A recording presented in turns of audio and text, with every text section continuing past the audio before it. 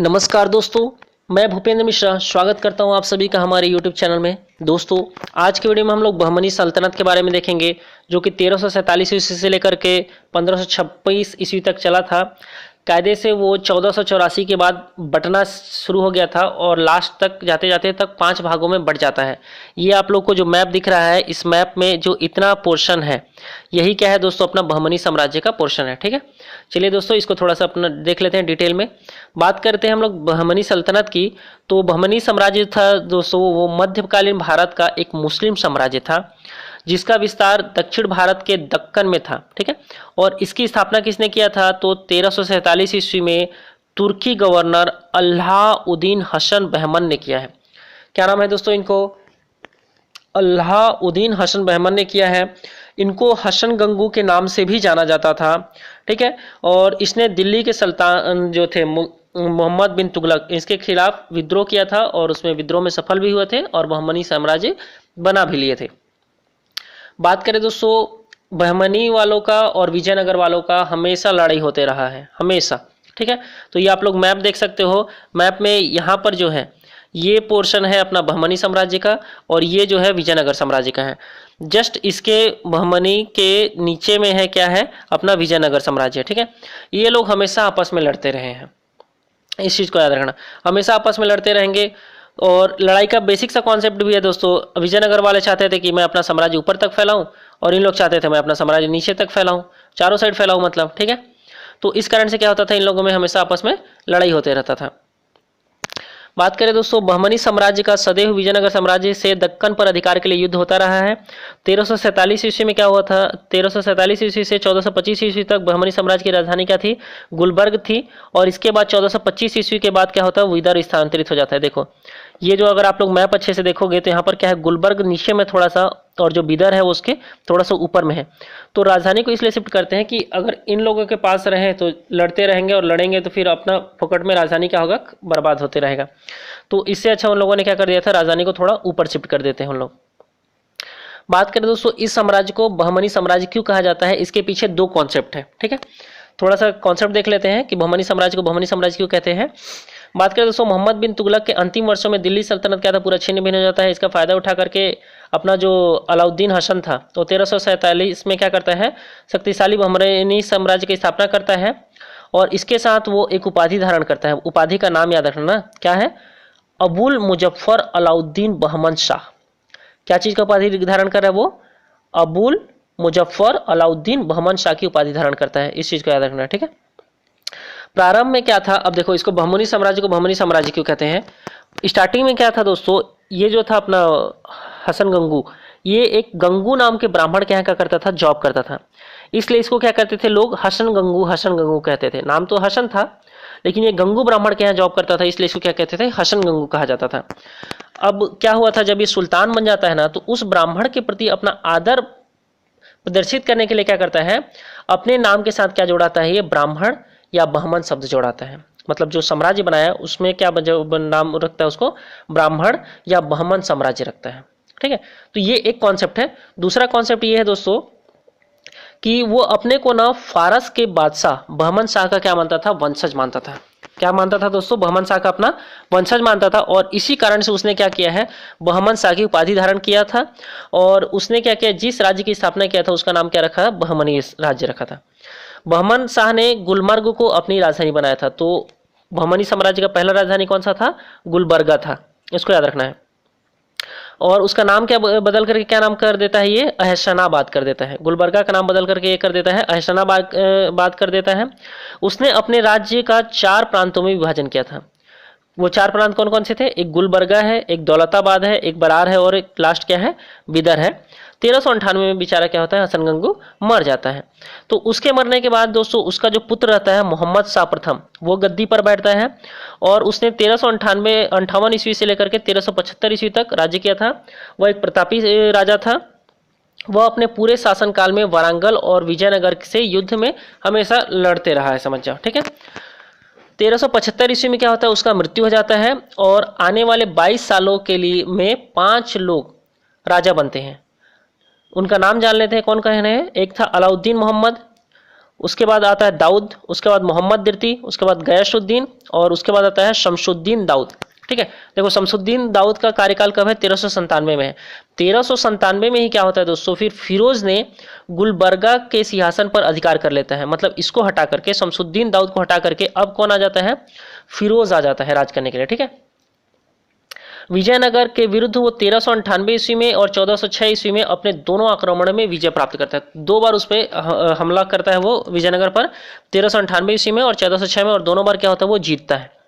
याद रखना, फिरोज शाह एक प्रसिद्ध विद्वान और कवि था। और एक चीज याद रखना है, उसने क्या किया, बाइबल का भी अध्ययन किया था। ठीक है, उसने क्या किया है, बाइबल भी पढ़ा था। और फरिश्ता ने उसे पुरातन पंथी मुसलमान कहा है। फरिश्ता ने फिरोज शाह को क्या कहा है, पुरातन पंथी मुसलमान कहा है। इसको भी याद रखना।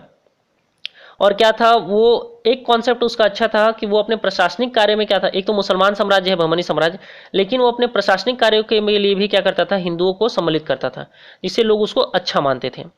बात करें दोस्तों 1420 ईस्वी में क्या कहता है, विजयनगर पर अपने तीसरे आक्रमण में वो बेचारा हार जाता है। और इस हार से उसकी स्थिति क्या है, बहुत ज़्यादा कमजोर हो जाती है। और 1422 ईस्वी में वो अपने भाई अहमद शाह प्रथम के लिए क्या करता है, गद्दी छोड़ देता है। किसके लिए गद्दी छोड़ देता है दोस्तों, अहमद शाह प्रथम के लिए गद्दी छोड़ देता है।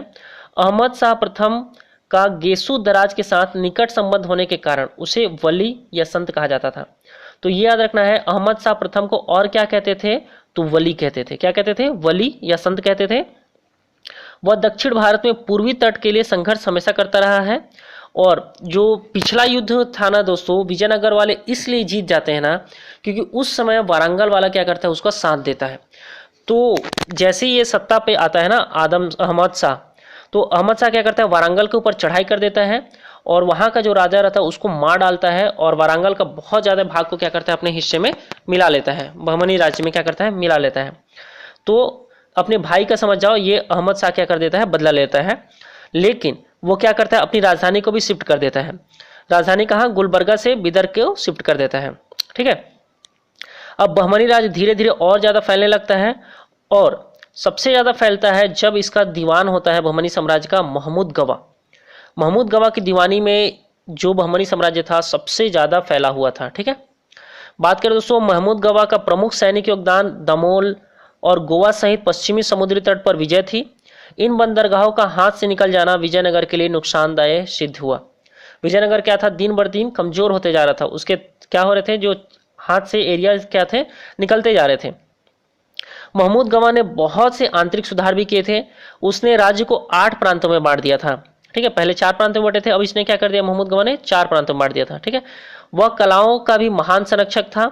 उसने राजधानी बिदर में क्या करवाया था दोस्तों, बहुत बड़ा मदरसा भी बनवाया था। ठीक है, बात करें दोस्तों, उस समय पर क्या था ना, उन लोग 2 भागों में बटे हुए थे। जो मतलब जो प्रजा था वो 2 भागों में था, एक पुराना और एक नया दक्कनी। ठीक है, पुराना दक्कनी और नया दक्कनी। तो जो अपना महमूद गवा था ना, वो नया दक्कनी था। जैसे वो धर्म के नाम पर नहीं, जो जिस टाइप का लड़ाई होता है उसी टाइप का वहां पर लड़ाई होता था, पुराने दक्कनी में और नए दक्कनी में। ठीक है, तो इन दोनों में ना हमेशा लड़ाई होते रहता था। तो क्या करते हैं, ये अपना जो महमूद गवा था वो नए वर्ग का था। तो वो क्या करता था, जो पुराने वालों को तो एकदम प्यार से मिलता था, प्यार से बात करता था, हमेशा अपने आप को समझाने की कोशिश करता था कि नया पुराना कुछ नहीं होता, दोनों एक ही टाइप के हम लोग।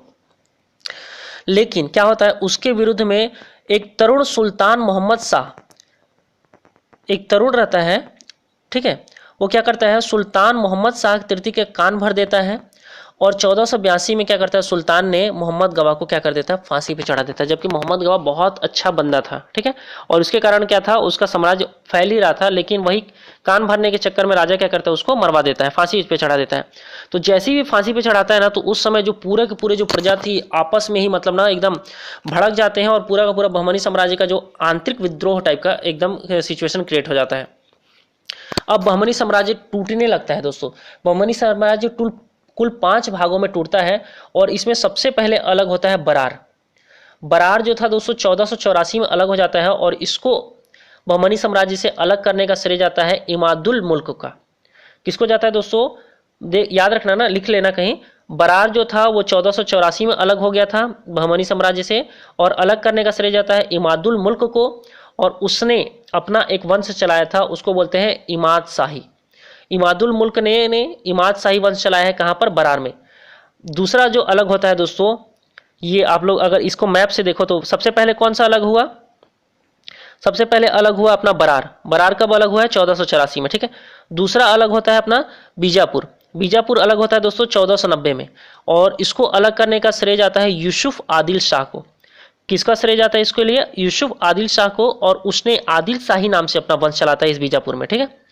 उसके बाद अलग होता है 1490 में ही अहमदनगर। कौन सा अलग होता है दोस्तों, 1490 में अलग होता है अहमदनगर, और उसको अलग करने का श्रेय जाता है मलिक अहमद को। और मलिक अहमद क्या करता है, यहाँ पर निजाम शाही नाम से वंश चलाता है। किस नाम से वंश चलाता है, निजाम शाही नाम से वंश चलाता है। लास्ट में बिदर अलग होता है, ये 1491 में अलग होता है, ठीक है। और इसको बिदर जो है 1492 में अलग होता है, ठीक है। और इसको अलग करने का श्रेय जाता है कासिम बरीद को। किसको जाता है दोस्तों, बिदर को अलग करने का 1492 में श्रेय जाता है कासिम बरीद को, और ये बरीद शाही नाम से अपना वंश चलाता है यहाँ पर। और सबसे लास्ट में अलग होता है अपना गोलकुंडा। गोलकुंडा 1512 में अलग होता है दोस्तों, और इसको अलग करने का श्रेय जाता है कुली शाह को, और कुली शाह ने कुतुब शाही नाम से अपना वंश चलाया था, ठीक है।